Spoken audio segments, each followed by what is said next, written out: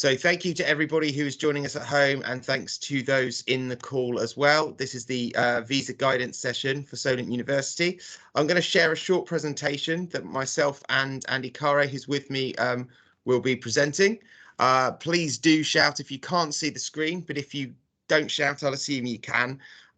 So I'm just going to talk you through a little bit more about Solent. Obviously, you've all applied and know a bit about the university, but just to refresh you, I'll then hand over to my colleague Andy, who will talk to you a bit more about the visa application process, which is hopefully for many of you the next stage in your application to joining us in 2022.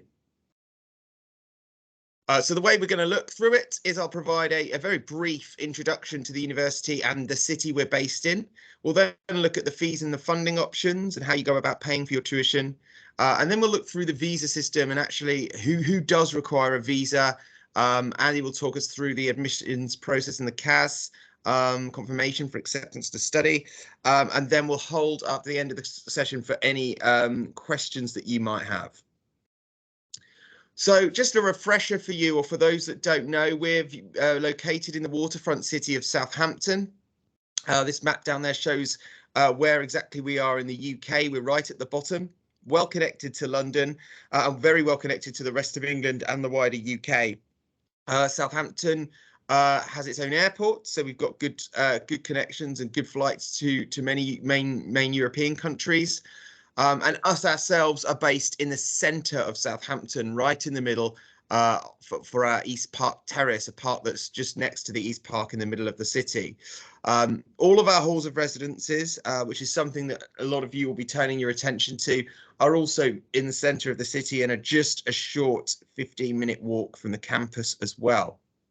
So you will be centrally based, which is really beneficial when you're studying at university, to have the city on your doorstep, your halls on your doorstep, and where you study close by as well. So here's another way of looking at it. As you can see there, we are in the middle of the city of Southampton. That's our East Park Terrace campus. Shortly before the sports building was built, we've now got the sports building next to that as well. As you can see, the park that's in the middle of Southampton, and then to the left is the main football stadium, St Mary's. To the north of the picture is the Solent, the strip of water that heads out into the English Channel. And then to the right is the Guildhall and the city, and where the train station and bus terminals are. Southampton is a great place to live, study and to work. It's the largest city in the southeast of England that isn't the capital, London. And we've got everything on our doorstep. You know, I've already mentioned it, we're a waterfront city, but we're also 10 minutes away from the New Forest National Park, which is a beautiful national park to the west of Southampton. It's got a population of 250,000 people, and over 30,000 of those are students. So it's high density student population. Which means that there's lots of stuff to do for students. There's loads of pubs, bars, cafes, restaurants and entertainment. It's heavily invested in by the government. It's a big cruise ship city. It's where a lot of cruise ships dock. So there's been a good amount of money spent in new city developments underway. And Southampton is currently shortlisted for the 2025 UK City of Culture. So there's an awful lot going into Southampton and a lot of energy at the moment around the city.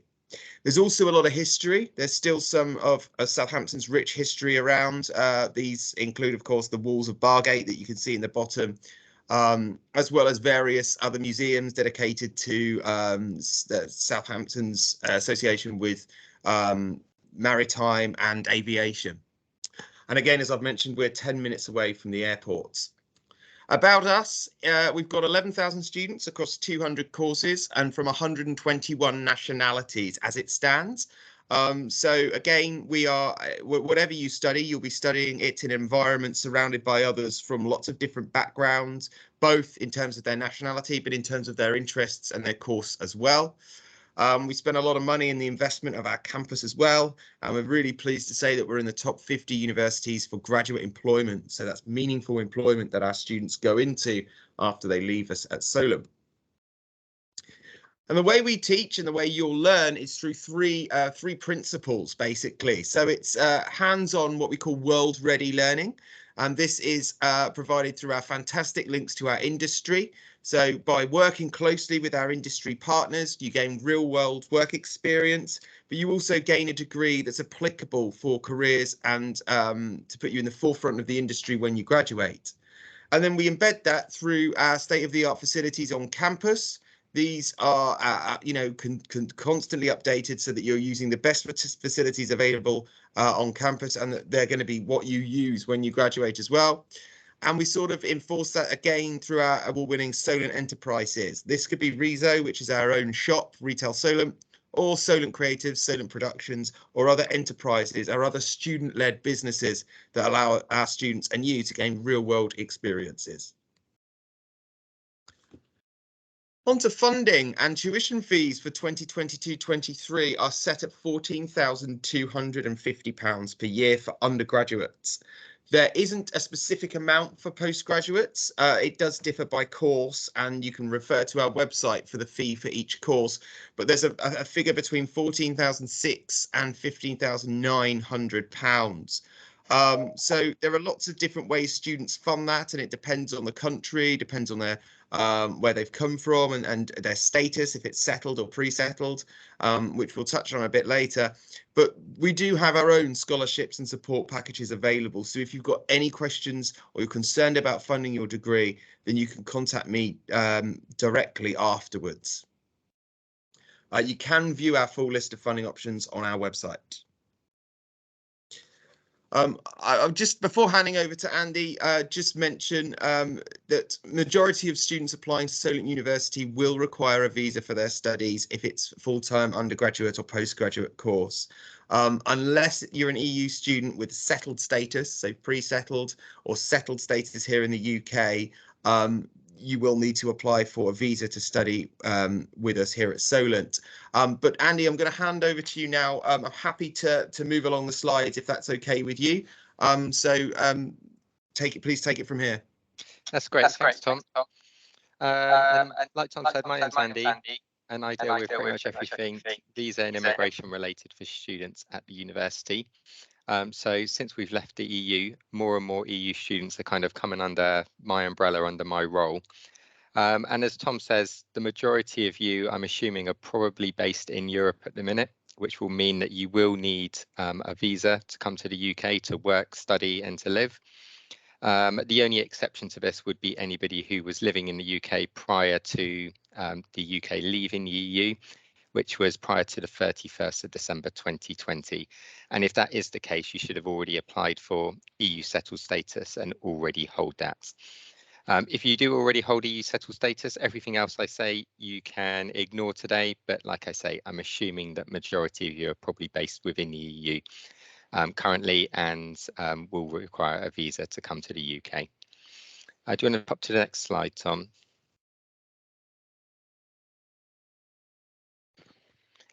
And just before I continue, please don't worry if you don't remember everything I tell you today. Throughout our admissions process, we'll be sending you lots of information about visas and guiding you through the process of being issued with a CAS and a visa. So this is all just kind of information to kind of give you a taste of what you'll need and what you'll need to be aware of. So the UK immigration system for students, there are two main types of immigration routes, and which one you apply for is entirely based on the length of the course that you will be studying in the UK. I'm imagining most of you will be studying courses that are over 6 months long, so it will be the second option you need to look at, but I will quickly touch on visit visas to start with as well. So if you're studying a course of less than 6 months, you can get what's known as a visit visa, which is essentially a tourist visa. And this allows you to enter the UK and remain for 6 months and allows you to study. You don't need to do a great deal to prepare for this. You'll be issued with a letter from us confirming that you're studying a course of less than 6 months, and you just need to show that at the border if you are asked for it. You won't receive any visa stamp or any documentation. You don't need to apply in advance. When you cross the border, your visa will start and you will need to leave the UK within 6 months. But like I say, that's only applicable to courses of less than 6 months. If you turn up with a visit visa and your course is over 6 months, we won't be able to enrol you on your course. So for the majority of you, you will need to apply for a long-term student visa. This is under what's known as the student route, and you'll probably commonly hear it referred to as a student visa from now on. If you are familiar with the UK immigration system prior to the UK leaving the EU, this was also known as Tier 4, just in case you ever hear that terminology kind of banded around as well. To be able to apply under the student route, you need what's known as an educational sponsor. Solent University is an educational sponsor, and once you hold an unconditional offer for a course at the university and you meet all the visa conditions, you would be able to be sponsored by the university. And the university would sponsor you in the form of a CAS, which stands for Confirmation of Acceptance for Study. And then it's an electronic document which has a 13-digit unique code on, and you would enter that 13-digit code on the visa application form. Without that 13-digit code, any application for a student visa would be refused. Next slide, please, Tom. So I'm just going to quickly talk you through the Solent application process and how you will receive your CAS. It sounds as if most of you are probably at somewhere within this application already. But once you apply for Solent, we would assess your application based on your personal statements, possible interview for certain courses, your qualifications and education history, and we would also assess your English language as well. And this would have been exactly the same of what we've done before you needed a visa for the UK as well. Once we've made that assessment, if we choose to make you an offer, you will receive either a conditional offer or an unconditional offer. A conditional offer just simply means that there is a certain condition you must meet, and that is usually to pass a current qualification, for example, a high school leaving certificate or something like that. We will also assess your immigration status, and this is to essentially see if you already hold EU settled status or another type of visa for the UK, or if you're going to need a student visa. And the reason we do that is so we can send you the right communications with regards to how you will get a CAS, or if you don't need a CAS, we don't want to send you information about that and confuse you. So we will issue you with a CAS once you've met all of the following requirements. So that is, you hold an unconditional offer, you've passed an immigration and study limit check, which is unlikely to cause any problems for anybody from within the EU, and you've paid a deposit of 50% of your tuition fee. There is some exemptions to the 50% for the tuition fee, and that's if you are going to be in receipt of a government loan, or if you're sponsored by a company who is paying your tuition fees. And in that case, we would just ask for evidence of that loan or evidence of the sponsorship. If you are studying below degree level, for example, you're doing a foundation year and you won't be studying for a full degree, you would also require a SELT, which stands for Secure English Language Test. The majority of students who come and study at Solent, however, do go directly on to the degree, so this is unlikely to be applicable, but it will be highlighted to you as part of the admissions process if that is the case. Next slide, please, Tom. And then once you are issued with your CAS, you will need to apply for your visa for the UK. Obviously, once the CAS is issued, you can fill out a visa application form, which is available on our government website, gov.uk, and you can apply up to 6 months before your course starts. Generally, we only start to usually issue CAS about 4 months before your course starts, and we'll start issuing CAS from next week. Don't worry if you can't remember the link, that will all be sent out when we issue you with your CAS. Then there's 2 ways to apply from within the EU. And this is depending on what type of passport you hold and if you hold a smartphone with NFC. Now, my understanding is the majority of EU nationals now hold a biometrics passport, and majority of smartphones all have NFC. So most of you are likely to apply via the first method. And what you do is you download a UK immigration ID check app, and on that you will submit copies of your passport and photos of yourself. This means that you don't have to send your passport away anywhere. You don't have to visit any visa application centre to apply for your visa for the UK. Once your visa is granted, it will be an electronic visa, so you won't receive any physical documents, and you will receive access to a portal where you can access that immigration permission and the visa and share it with anybody else that needs to see it. If for any reason you can't apply via that first method, then you would need to attend a visa application centre and submit your biometrics, which is essentially a photo of yourself and the documents, which would be your passport. This would mean your passport would be sent away, and then once your visa is issued, you would receive a stamp in your passport to travel to the UK, and then a biometrics residence card once you arrive in the UK. And that biometrics resident card can be seen on the screen there. It's like a credit card style card. I would advise everybody to use the first method. One, because you don't have to send any documents away. Two, you won't have to travel to a visa application centre, which is only likely to be one in each European country, so you might have to travel quite a way. And also you receive an electronic visa, which means once you're in the UK, you can't possibly lose that visa.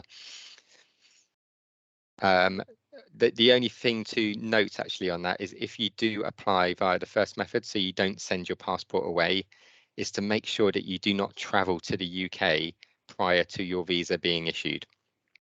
If you do travel to the UK prior to your visa being issued, you will enter the UK as a visitor. And obviously we wouldn't be able to enrol you on a course that's over 6 months long. And even if you enter as a visitor and then your visa is subsequently granted, to activate that visa, you need to cross the border.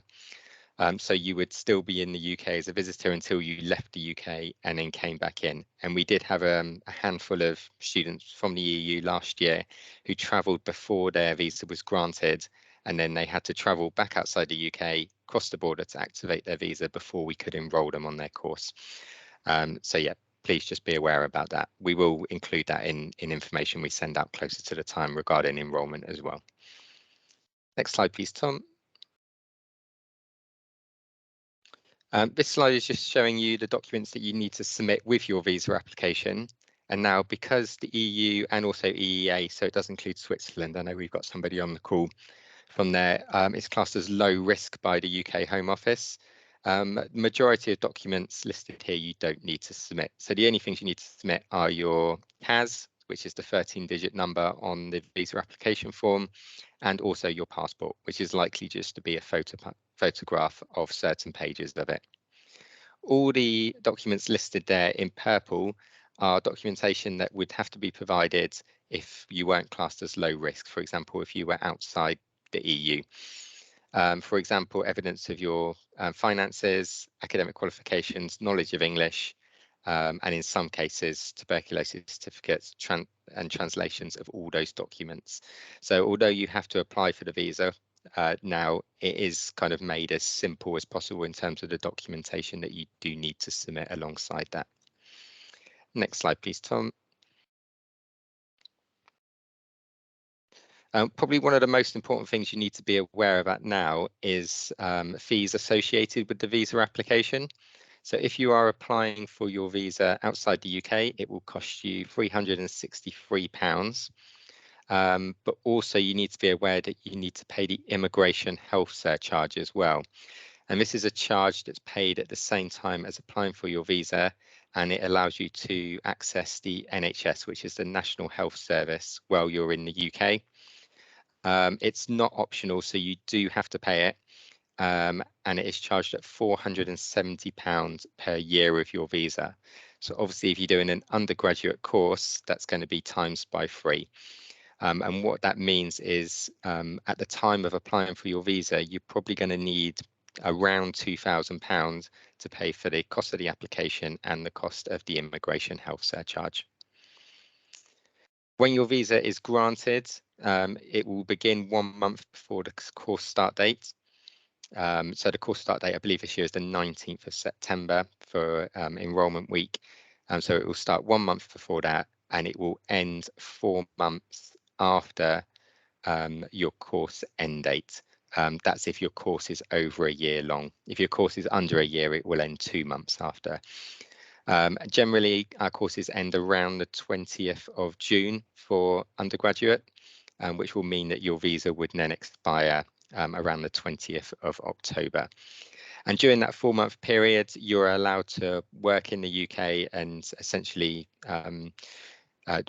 do whatever you like. So you can work, you can visit other places in the UK. It might be that you have resits to do that you can do within that 4-month period as well. And then I mentioned earlier about the electronic visa, and this is in the form of a secure digital status. So you will have access to an online portal, and all your information of how to access that will be included in the email you get when your visa is granted. When you log into that portal, it will show you the type of visa you hold, when it expires, and any conditions associated with that visa as well. You'll then be able to generate a share code, which you can share with others, for example, a university, a place of work, a landlord, to evidence that you have the right to be in the UK, you have the right to work, the right to study, the right to live. Next slide, please, Tom. There are some conditions that will be attached to your visa after it's been granted. One of the main things that you'll probably be interested in is working conditions. So as a student, if you are studying a degree level course or above, you'll be allowed to work 20 hours a week during term time. If you're studying below degree level, for example, a foundation year, that would be 10 hours a week during term time.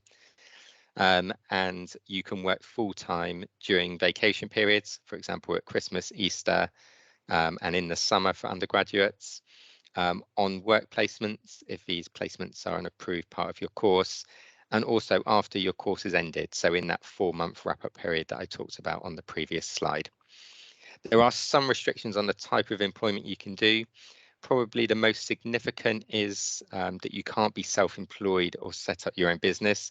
So you do have to be a little bit careful in terms of self-employment within the UK. And also you can't work as a professional sports person, sports coach, or as an entertainer either. And then lastly, the sponsorship is conditional on your studying. So sponsorship or your visa, for example. So if you, after you've arrived in the UK, you withdraw from the course for whatever reason you are withdrawn, or you decide to interrupt your studies and take a break, then the university would be required to report that change of circumstance to the Home Office, and then your visa would be curtailed accordingly. So yeah, your visa is obviously on the condition that you're still studying and you're still a student at the university. We will talk you through all these visa conditions in far greater detail once you arrive, but it's just to kind of give you a flavour of some of the most important ones now. And then next slide, Tom. And just some places where you can get some further information about visas. We've got visa and immigration pages on our website. There's also a page about the EU settlement scheme if you did have any questions about that. And also UKVI, which is a body in the UK which supports international students. And there's lots of information and advice on their website as well.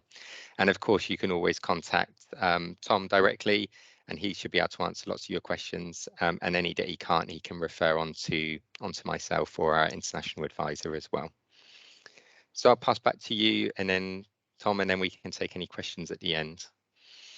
Thank you, Andy. Yeah, very useful. I think the main thing is, as Andy said, that the way the process begins, guys, is to make your deposit unless you have any other funding.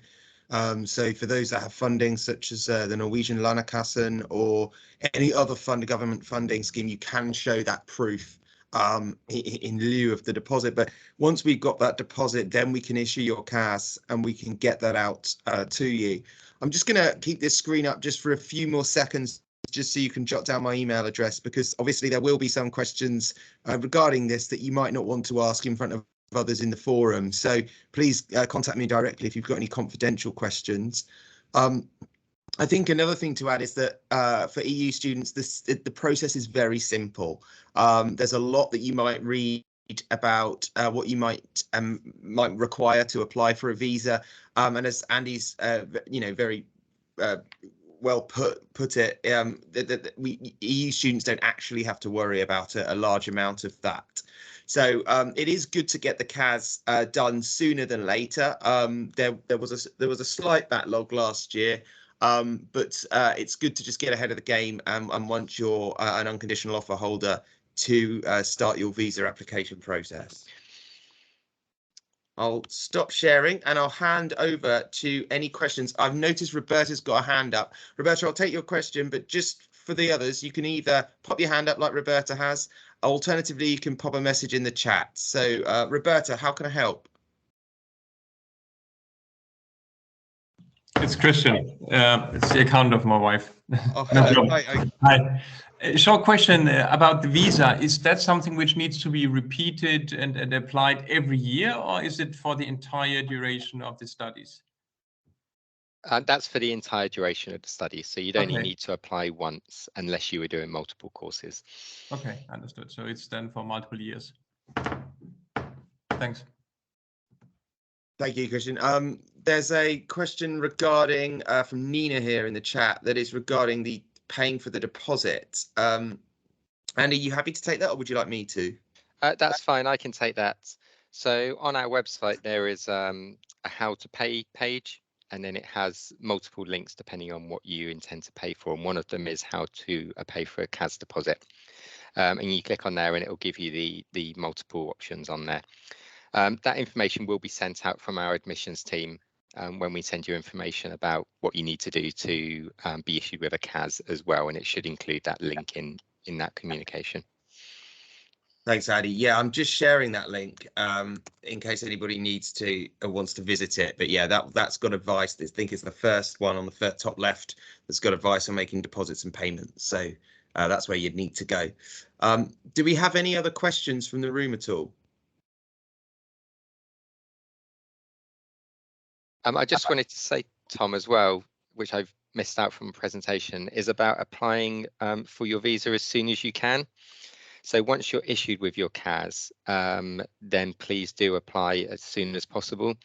Tom mentioned last year we saw some delays, and that was hence why some EU students as well travel before their visa was issued. There's currently a 3-week service standard time from the Home Office to issue a visa after an application, but actually that is currently running at 5 weeks. It's due to the crisis in Ukraine and certain resources being directed to visa applications from the Ukraine. They have informed us that they're going to be running back on track within a month. But just in case, obviously, there's any delays at all, then we would suggest applying for your visa as soon as possible. There's no real reason to delay. So as soon as you get the CAS, just make sure you apply for your visa. Thanks, Andy. Yeah, again, to reiterate, it's great to do it sooner the better. So, Lena, I've got a British passport. Does that change anything regarding the visa? Yeah, it does. So if you hold a British passport, you wouldn't be subject to any immigration controls to live, study, or travel to the UK. So you wouldn't need the student visa.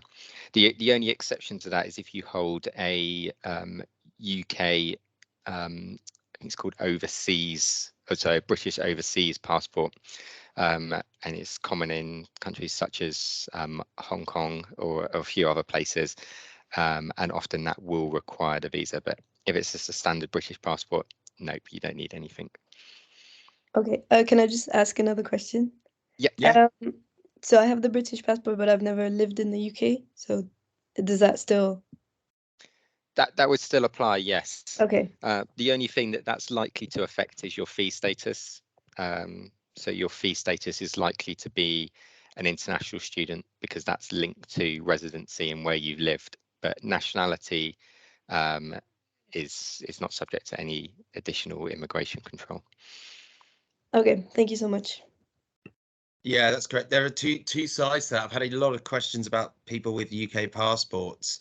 It means you can come through without requiring to go through the visa application process, but you still will be classed as an international student unless you've got EU settled status or been living in the UK for a certain amount of time, etc. That so the passport really it acts as a visa waiver in this process. I've got a question from Goya. Does the visa allow you to enter back and forth from the UK? Would she be able to, or Goya be able to visit family during holidays? I believe that's a yes, isn't it, Andy? That's fine. Yeah, that's a yes. It's a multi-entry visa, so you can come and go as you choose. Obviously, during term time, we would be required to monitor your attendance and things, so we'd be expecting you to be here during term time to study, but during holidays you can come and go as you please. Thanks. And Sven's added to that. Am I allowed to travel to the UK during the application process for holidays?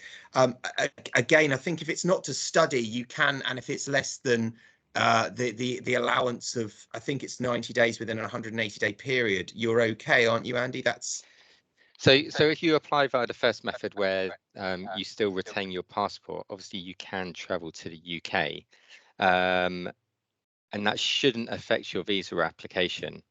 Let me check that, because if you're in the UK and you apply to extend your visa, you shouldn't leave the UK, even if you've got a student, even if you've still retained your passport.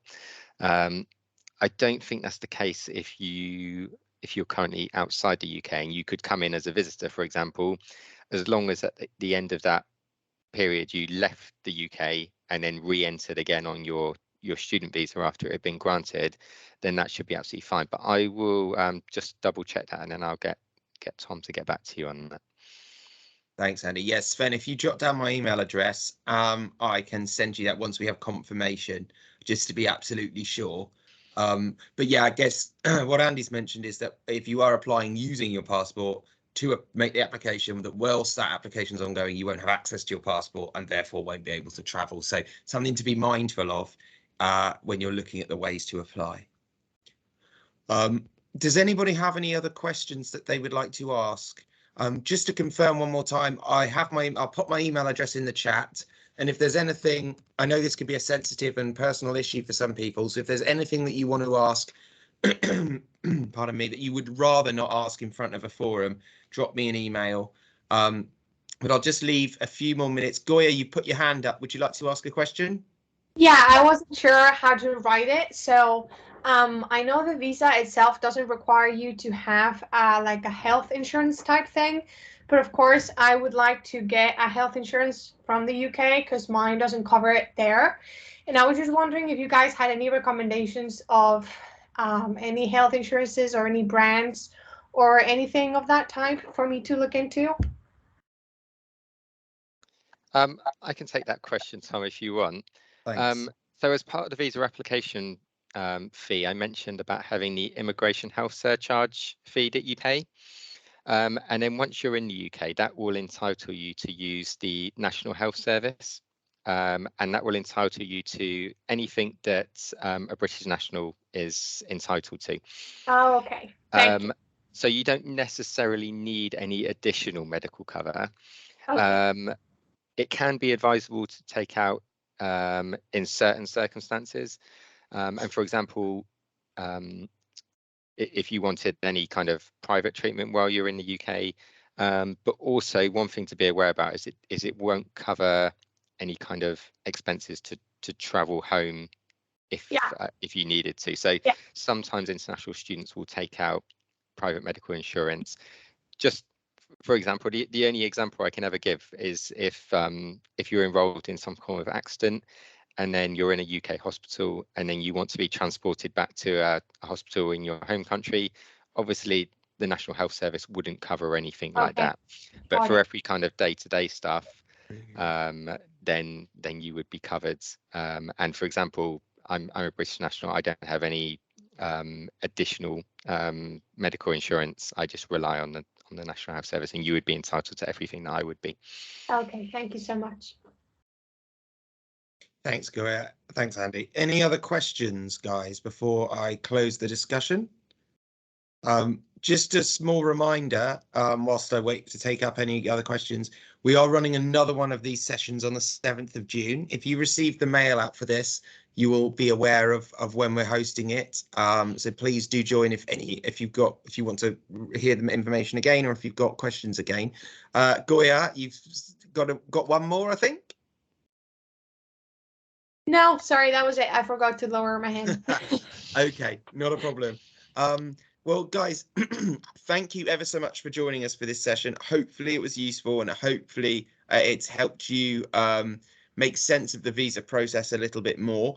To reiterate Andy's points, is we're here to help, so you will receive information about applying for it. This isn't just a one and done thing. We do have another session on the 7th of June, and we are here to help you with your applications throughout your journey to Solent. So yeah, it's good to get it done in a timely manner. And then any queries or any questions about anything, you can always come to me and I can pop it over to the relevant colleague. So thank you so much for those who are here. Thanks so much for those that are watching at home, and hope to see you very, very soon. Thank you. Goodbye. Thank you. Bye.